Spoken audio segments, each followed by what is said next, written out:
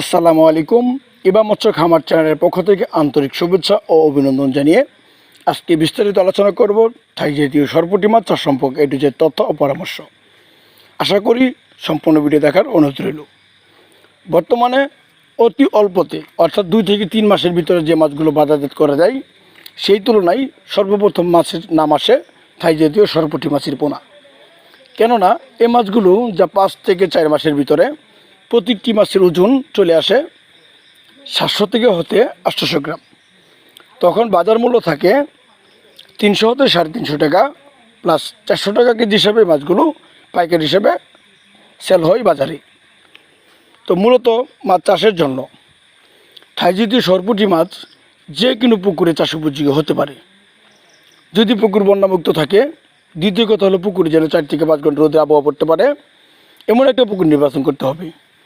থাই জাতীয় সরপুঁটি মাছের পোনা রুই মৃগেল কাপ জাতীয় মাছের পাশাপাশি মাছের পোনাগুলো চাষ করা যায়। যে সকল চাষিরা অরিজিনাল থাই জাতীয় সরপুঁটি মাছের পোনা মানসম্পন্ন ভালো কোয়ালিটির মাছের পোনা নিতে চান তাহলে অবশ্যই স্ক্রিনে থাকা নাম্বারে যোগাযোগ করে নিতে পারেন।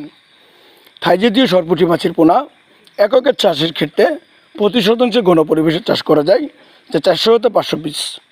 যদি রুই মৃগেল কাপ জাতীয় মাছের সাথে চাষ করা যায় সেক্ষেত্রে কালচার করা যায় প্রতি শতাংশে অন্য কাপ জাতীয় মাছের সাথে 200 থেকে 250 পিস। তো যে সকল চাষিরা থাই জাতীয় সরপুঁটি মাছ, শিং মাগুর, পাবদা, গুলশা ও ট্যাংরা সকল ধরনের গুণগত মাছের দানি অথবা রেণুপোনা সংরক্ষণ করতে চান স্ক্রিনে থাকা নাম্বারে যোগাযোগ করতে পারেন।